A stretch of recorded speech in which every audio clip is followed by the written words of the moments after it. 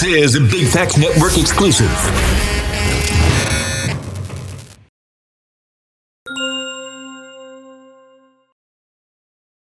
Yo, what's going on? It's your big homie Kodak. Another episode of the Big Homie's House. We got a very special spicy episode. We got the Queen of Dancehall, Spice, in the building. Thank you so much for having me. Yeah, I appreciate you coming and kicking it with your homie. Now, wow, just a very live performance from Grammy-nominated artist right here that I just witnessed. Round Round is the name of the track. Round and round. Yeah.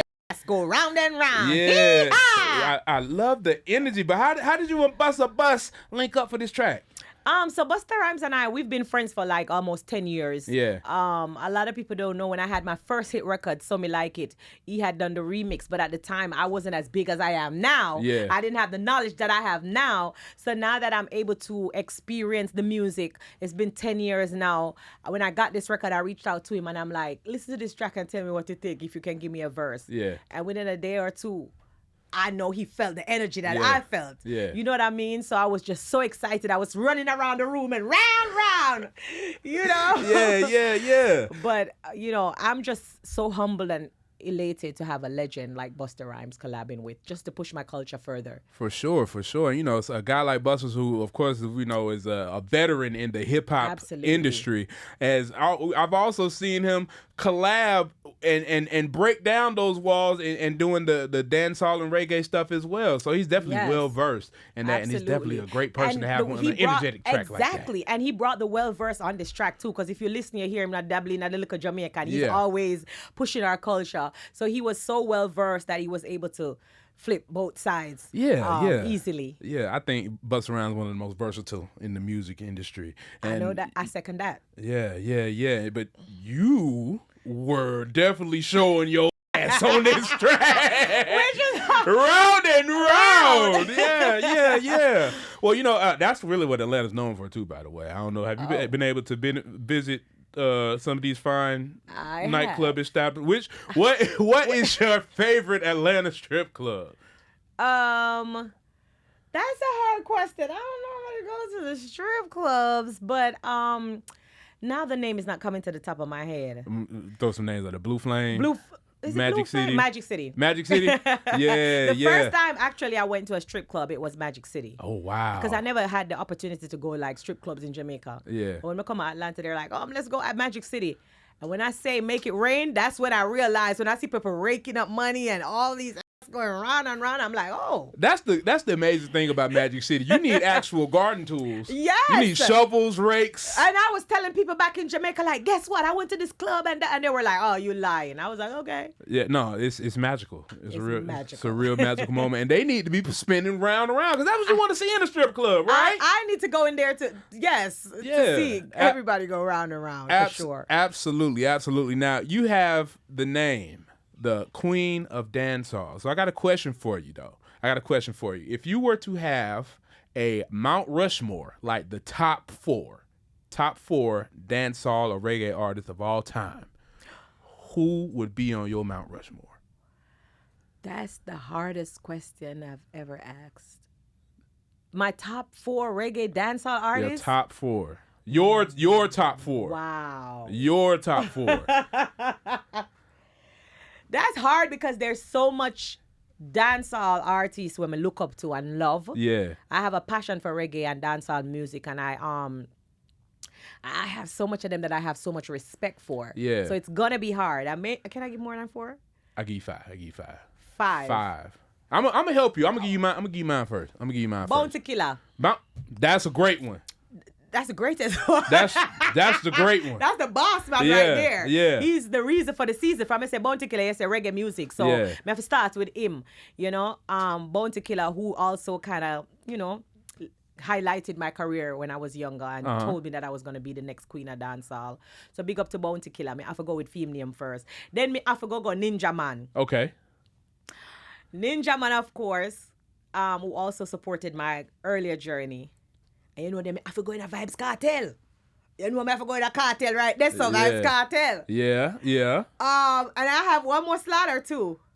That was 3. I think that was 3. So okay. you got 2 more slots. 2 more slots. Who you putting in the last 2? Shaggy and Baby Sham. I like that. Shaggy and Baby Sham. You're right, because it's a lot of amazing artists in that. It's a lot. Okay. and you know, I'm glad that you could have easily just filled that last spot with yourself. I know. You could have. You could have. I could have. You could have. Would you say you're the greatest female dancehall artist of all time? That's a hard one.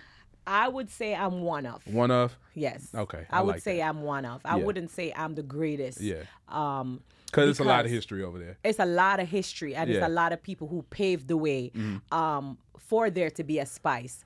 So the Patra, them, we have to big them up. The Lady Saw, it's like, it's a history. So I wouldn't say I'm the greatest. That would mean me taking away from the people who said it so that I could be here. Yeah. So I wouldn't take away from anyone. Yeah, it was a lot of the past that built up to the future of where we at right now. Speaking of the future, 2085T. Yes. Now, was I reading the name of that? That's 2085T. 2008. I'm glad me, I mind my business. Now what? In a business with nobody business. What made? First of all, what made you rap in the future version of Spice? What made you rap in the future version of Spice? That's a great question. So the name of my album is Miro 25. Okay. I'm actually celebrating 25 years in dancehall because I started in 1999. Not because I'm old, but because I started young. So I started as a teenager. Yeah. So the Miro, the name came from me saying, what am I going to name my album? And I'm in an era where I've been doing a lot of self-reflection. So when I look in the mirror, I'm like, wow, I'm at a place where 25 years is a long time. I'm looking at all the things that I've managed to overcome. And then I also think of myself in the future. And so when I think of myself in the future, I'm like, I'm going to be an older lady. And older lady, they gossip a lot. So when I thought of myself as an older lady, I'm like, oh, what if I have an older voice as well, which is what gave the idea of being an older lady, having an older voice, singing back to my younger self of all the things that I've been through, celebrating 25 years. So I just basically dished out all my pain, my trauma. I'm dishing the tea on myself, which is why it's 2085 tea. So that's what the song is. Do you think that's something that more artists should hop in front of? Like, if there is something that's being said about you, yes, address it. Yeah, address it. And it's funny enough, when I did the song, it created so much controversy in dancehall space. But I'm looking at it like, wait. This is my business, though. It's me talking about myself. Like my business. My business. With my business. So I feel like more people should do that. Yeah, for sure.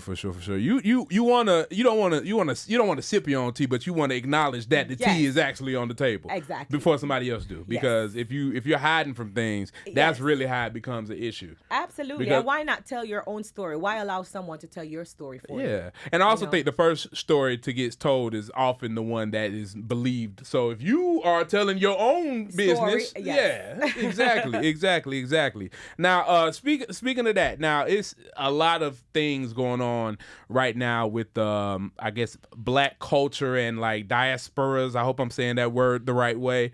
Do you think when artists, domestic and international, black artists, get to a certain level, they try to kind of disconnect from the people that made them popular? I've seen it a lot of times. I think there's evidence of it publicly where I've seen that. I, for one, I'm always an advocate for black people. I am one of the people that bring awareness to colorism as well, because I feel like that plagiarized our community. I remember in 2018 when I had to paint my face to look like I had a pure whiter as a protest. What? Yes. You don't know about that? Help me. I got CTE. I probably got to show him a picture. Google Spice. Google that for me, Mooka. Spice Black Hypocrisy. Google that picture and just go on picture. What happened? I had to show you. So I just was using myself as a protest to create awareness for colorism, because I feel like within the black community, a lot of people, you know how you ask the question, they want to change from being black or themselves. Oh wow! So I had made I thought you was talking about a little bit of makeup. That is a that's a white woman. A whole tin of paint. That's a whole white woman, Spice. Well, that's what I had to do to create awareness for colorism, because within our black community, a lot of people, they make it seem like once you reach, you got to change to look like that in order to continue your success. Yeah. So that was my way of bringing it to the forefront to say, let's discuss this. Let's have that discussion. So yes, there is a lot of people who, you know, try to change themselves once they get bigger. Yeah. And it just staying on the theme of colorism, a lot of times you'll have artists who are pushed solely because they are of a lighter complexion. Let's talk about it. Let's talk about it. Let's talk. What do you think about that? Like, who's to fault for that? Is that the fans? Is that the labels? Like, whose lap does that fall into? I think systematically it's probably the label or the system, because the system makes you feel like you have to have a Eurocentric type of look in order to make it big. And that's why when I also became like Grammy nominated, I was so elated because I am happy that I was able to show black girls who look like me that it's possible, that dreams come true, that it's possible to stay true to yourself, stay true to your color, your complexion. You don't have to alter your skin. You know, you don't have to change your appearance to make it big. And so when I received these accolades, I'm excited to show black girls that it's possible. You know, I'm kicking down the doors coming from Jamaica as a black woman. I'm able to show them that you can make it. You don't have to bleach your skin. You don't have to change your color. You don't have to look the type of way, you know. I actually saw an artist today that said that he didn't do a video because he said it wasn't black enough. So do you think like the male artists, that's something that they need, that's a cause they need to support as well? Because we see some of these videos, we've heard stories of some of these artists that only support lighter toned women. I feel like it is, if you should check the ratio, it's just there publicly for you to look at these music videos and check the number on how many lighter skin girls they use in the forefront of these videos versus dark skin tone. And then the answer is right there in front of our eyes. Because reality is, it is true. They do go for like lighter skin girls in music videos. They sing about them. They probably glorify them over like a darker skin tone. Yeah. Why do you think that is? Is that internalized racism? They've internalized it like this is better? I feel like that's a lot of colorism, and yes, they have internalized it because the system makes you feel like if you have a lighter skin girl, then you are elite. Yes. Yeah. That's the word. Yeah, elite. It's more like elite. Yeah. Yes, that's the word. I disagree. And so every man or rapper now wants to have that look to feel like they're elite. Yeah, a lot of times because I see these conversations online as well. It's just the things that they attach darker, the themes and stigmas that they attach to darker skinned women is deplorable. Like, look at this monkey over here, look at this. Absolutely. Oh, she's aggressive. Like, what makes you think, like, just in my adult brain, like, what part of aggression is tied to the melanin in your skin? That don't make sense, because nobody says that about Latin women. Though they call being feisty. You know what I'm saying? It's funny how you bring this topic up, and I'm glad that you're the one that's talking about it, because it's something that I speak on all the time, and I point it out individually all the time. I'm also on Love and Hip Hop, and there will be situations where I act out because, you know, of emotions, where people hurt me, my friends betrayed me, and I'm feeling a certain kind of way, and I get angry to the point where, you know, I'm arguing, and I'm labeled that, oh, she's a bully, oh, she's aggressive. But when another person do it, that is not a black woman, they go, oh. It's a different conversation. Yeah. Yeah. Oh, she was just mad. Oh, she's feisty. Oh, she's, you know what I'm saying? Yeah. And I'm looking at it like, okay, make this make sense. And it's even worse for, like, and they even act worse than me, but I get labeled as, oh, she's so aggressive. Oh, she's a bully. Yeah. Make it make sense. I've seen people do worse than I do. You know, that. For sure. It's a lighter color, and they don't say that. It's worse, like, when you cross the gender lines as well, though, because if me being a darker skinned man, if I stand on business, oh, he a boss. Yes. He a boss. But if it was you, look at this bitch. Man. Yes.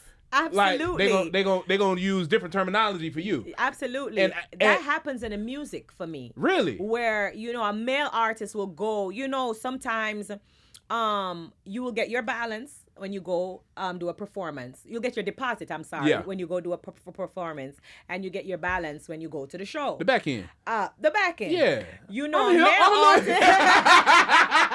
Got to have the back end. A male artist is able to go get his back end from a male promoter and get his back end And you say, oh, he's a boss. He's standing on business. He come for his back end before his performance. Yeah. But when I go for mine and I'm giving the attitude like, I need my money. Yeah. Oh, she's a bitch. Yeah. Or she's, you know what I'm saying? Like, make it make sense. It don't make sense. Speaking of back end, shout out to Atlanta's local back end lady, Baby J. Baby J be standing on business. I've seen her in action. Baby J gonna get that back end, and that's why she's one of the most powerful women in the city of Atlanta's music industry. Okay, oh, wow. Get your back end, Lady J. Get your back end. But yeah, no, to what you're saying, I agree with everything that you're talking about right now because absolutely the industry, that's something that needs to change, and I feel like too many people are comfortable with the status quo of that they're like, oh well, this is just the way it is. No, it's not just the way it is. We can change things now. Yes. We could definitely change things now. But staying on the colorism theme, there was a artist a few weeks ago that had made a statement about it was how mixed people are viewed in her country. Okay. And the word colored over there means different. It was Tyler. The word who? Tyler. Oh, Tyler. Yeah, the word colored in South Africa means something different than in America. And I was just confused about, like, we all black at the end of the day. Like, she was saying that since she's white and black, she considers herself colored and not black because she's multiracial. So, yeah, I think it's just a difference in how we view nationality and ethnicity in America versus internationally. So is that like a verbiage that you're familiar with? Like if you're mixed in Jamaica, are you black or is it? I just know black. So I don't want the question to be based on a Tyler issue because I can't speak on her behalf. No, I was just quoting that scenario. Right, I don't know what that scenario is when she says in South Africa. Yeah. I've never been there, so I don't know about that part. What I can elaborate on is the fact that even here in America, I hate the fact how they try to separate us. Because, for example, you get a form, it's asking you if you're African American or black.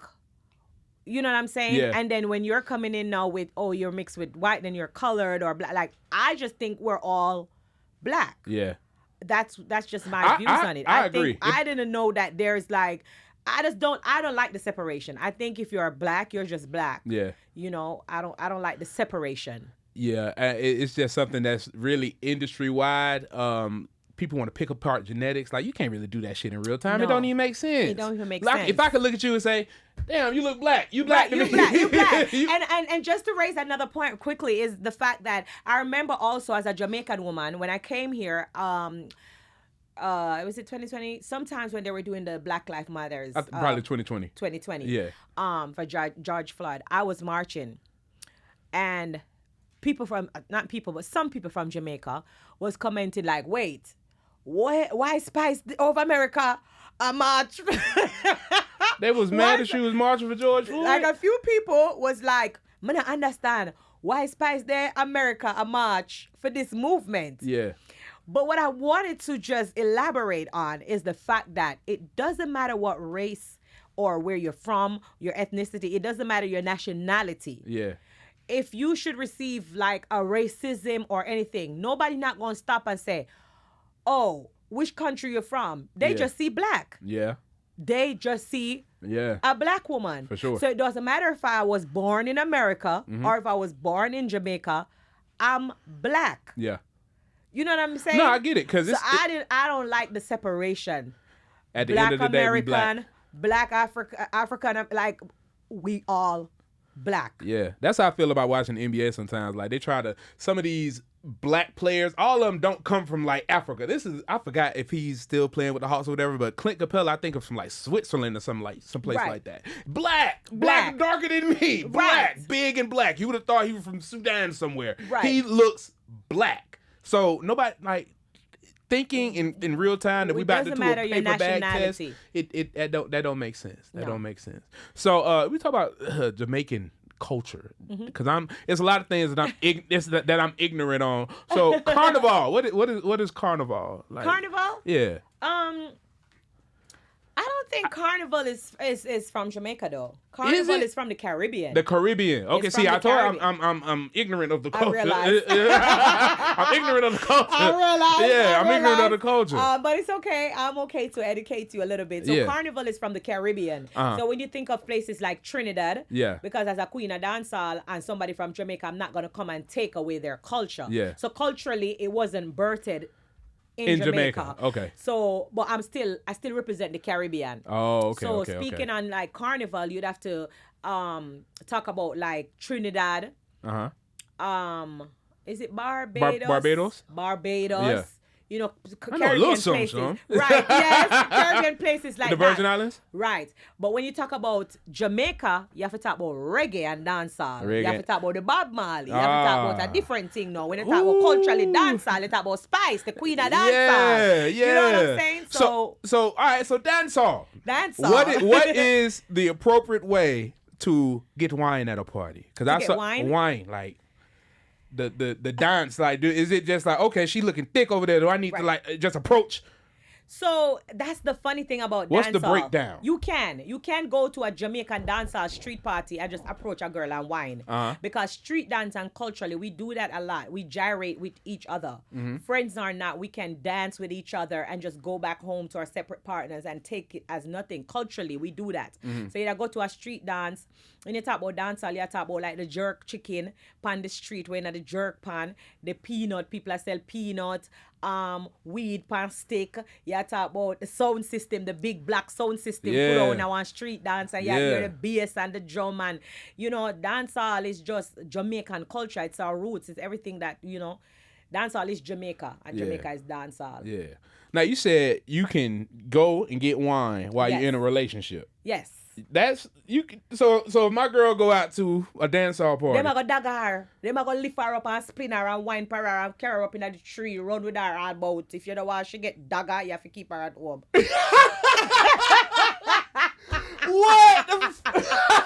I mean, Shelly Belly, what I'm sorry for you. Yeah, okay. We have a dancer in Jamaica called Shelly Belly and Marvin, the Beast. Yeah. You know, they tear off them clothes and them jump and spin her and run with her in the place. So once she goes in the middle, then you're offering up to be daggered. Oh, wow. So is that something that's like, do relationships end over that? Like, damn, my girl went to the so if she's single, she don't need to be there. I mean, if she's in a relationship, she don't need to be there. She can, but you just gotta have an open concept that we don't mean anything by it. So it's like when I perform on stage. If you go watch one of my tapes, I'm dancing with man on the stage. I'm jumping off a speaker box. I'm pulling a man from the crowd. I'm dancing with him. When I get off that stage, you better know I'm back to being my classy Grace Hamilton. Don't come talk to me. I just dance with you to perform. That's my culture. I'm done. Oh, so it's the difference, you know. Okay. So the more you get familiar, that is a cultural difference. It's a cultural difference, like you know what I'm saying. In Atlanta, boy, you get to go run down. You do that to me the time, baby. What you doing after this, baby? Listen, I'm bricked up. Hold on. But okay, so yeah, it's culturally, difference. Yeah, for sure, yeah. Okay, it'd be hard because them girls down there be thick, boy. They be thick, but you gotta just move on. You just gotta move on for sure. Cuisine, what is your favorite dish? Ooh, I have so many favorite Jamaican cuisine. I love ackee and saltfish, which is Jamaican national dish. Yeah, I love that with some saltfish. Ackee and saltfish. Ackee and saltfish. In here they call it codfish. Codfish, okay. You know that salted fish. Ackee is a fruit. Yeah. So when you put the codfish in the ackee and fry it up with your sweet pepper and your onion and them something there. I love that. That's our national dish. For sure. With dumpling and banana, breadfruit, roast breadfruit, plantain, some avocado on the side. I'm not a big plantain person. You're not a plantain? But I don't like bananas, and plantain remind me of bananas. Oh, really? Yeah, I'm not a banana person. Oh. I've never liked bananas. It's like long. I only like strawberries, for real. Oh, wow. That's but crazy. You know what I just learned what to cook this year? What? Oxtail. Oxtail be bussin'. That was the most Atlanta you sounded this whole time. Oxtail be bussin'. Listen, I'm glad I get to have a conversation about oxtail with you. I didn't know though. The first time I cooked it, I was like, damn, it's been 3 hours. This shit ain't done. Yeah, it's hard to cook. It take a good 8, 9. But you would never have a good oxtail until I cook it for you. You saying you gonna cook me some oxtail? I can. When you coming back? When you ready? Shit.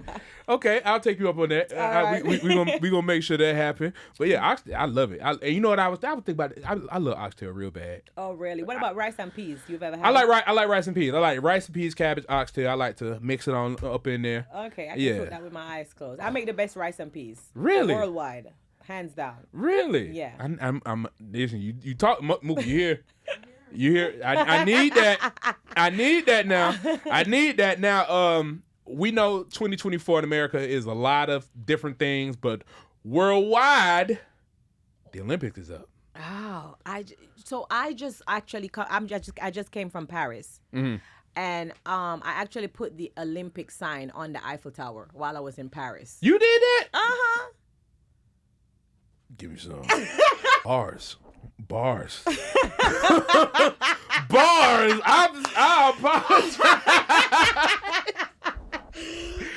Oh my god. Okay. Back to the music. Jesus. Oh my goodness. Okay. So, right now we are in the BBL era. The BBL era. So we talking about round and round. Right. Which cheeks do you like to see moving more?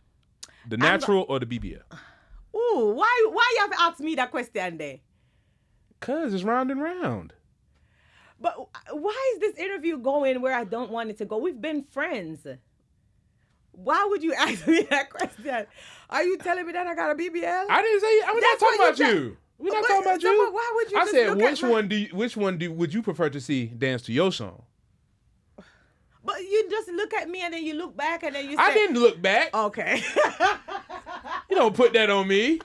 I ain't looked at your booty not one time, even when she was recording it. I'm very respectful. Okay. I try not to be too crazy. I'm gonna go with both. Both. I'm repping for both. I'm repping for both. That's ladies. a great answer because I was gonna say the same thing. As long as they happy with it. As long as they happy. Who am I to say? No, BBL. No, I want to see it. Okay. I want to see some cheeks. Okay. I want to see it round. But now we can start a trend and have natural versus BBL. See? And see who can shake them ass more. See? Now, this is the new challenge. The round and round challenge. Natural versus BBL. Natural versus BBL. So if you are a BBL girly, I need you to toot that thing up and make it roll. And make that thing go round and round and drop it to the floor. Round. Yep. For sure. Because I've had surgeries in the past, but I can shake my ass. Round and round. We appreciate it. We appreciate it. Now, last question. Just staying on the topic of Jamaican culture. I feel like Jamaican culture is the most colonized throughout the industry. I'm be honest, because Tom Hanks' son ain't getting off easy. I ain't gonna lie. He be on there talking patois like he is just the biggest boss man. What? Who you said not getting off easy? He not getting off easy. No. Tom Hanks' son. Chet. Tom Hanks. Yeah, Chet Hanks. But I like him though. I do. You don't think he be impersonating it? I do. I personally don't have a problem when someone. I think it's a love for the culture. A love for the culture? So you think Drake has a love for the culture? Yeah, I think so. Oh, so is Drake welcome at that dance hall? Oh, yeah, man. Him can come at the dance hall, of course, because he's somebody that pushes the culture and collaborate with, like, our own as well. Him push Popcorn, collaborate with him and stuff, so they love the culture. Yeah. It's not like... What I have a problem is when you take from the culture and don't recognize the culture for it. Because a lot of people do that often. Even here, when I see people wear certain style and, a Jamaican culture, I say, oh, it come from somewhere else. Like, people try to rob the culture. That's what I'm against. Yeah. When you take from the culture and do not recognize us for it. Yeah. Nah, I feel you. I was just it's crazy that we having this conversation now because there was a Caribbean festival in Clayton County over the weekend that I was hosting for the station. I was out there, and there was a lot of different cultures out there. A lot of different cultures. It's a lot. It's a lot. Culturally, sometimes you can get caught up in like cultural diversity because there's so many different beliefs and certain things. That's when I go into somebody else's culture, I'm very mindful of, can I do this? Can I say that? can I, you know what I'm saying? Yeah, because there are certain things that we do within our own culture that are not. Yeah. It's not. Yeah. Yes. I know it's a lot of American customs and things that fly in America that probably wouldn't fly in Jamaica. Oh, absolutely. And I feel like we just have to have a greater respect for other people's cultures. Okay, y'all don't do that? All right, cool. I'm not going to do that while I'm with y'all. Absolutely. Yeah, that's just a respect thing. I remember when I first came here and I was on Love and Hip Hop, the girls there, they used to use the bitch word a lot. Like, just call each other bitch. But in Jamaica, we don't play that game. Like, that's like, we look at that like a female dog or, disrespect me. And they used to do it, and I used to get wild up over it. Like, so when the females would call you that? Yeah. I used to. I'm not like that no more. Yeah. Because now I understand it. Like, people use it lightly, and it's a slang here. But before, I was like, don't call me no bitch. And they used to look at me like I'm crazy. But culturally, I wasn't raised that way for you to call me a bitch. See, But now, I'm here using the slang like them, like... Yeah. Bitch. Yes, see, everything is... in, like, America, like, over here, like, in Florida, I went to college with a lot of guys from Florida. They say, what up, bitch? Like, they'll say it like that. Really? And I'm like, Atlanta nigga, like... What the fuck you just called me? Yeah, like, but that's just how. But that's how they talk to each other. So it's like, but that is what I love about Black culture. Everything is so diverse in between all of us. Like we're not alike. Yes. And you go from Atlanta to New Orleans, it's gonna be different. New Orleans to Washington D.C. is gonna be different. Houston to New York, everything is different. So different. But we all have the core things that make us Black, like we can all relate to. Yes. Because I'm pretty sure there are certain things that I see in Jamaica that's like, that remind me of Atlanta. Exactly. Yeah, for sure. Round and round. Round and round. Yeah. Bring that ass. Go round and round. Listen, Hee-haw. check that out. It is streaming now. This is the Big Homie Sauce though with the Queen of Dancehall. Big homie, big up yourself. Thank you so much for having me. I'll come back after the Olympics. Bring them oxtails with you. Bring them. I will bring the oxtails. Bring them oxtails. Bring them oxtails with you. I appreciate the Queen of Dancehall, Spice, coming and kicking it with your homie, and we go.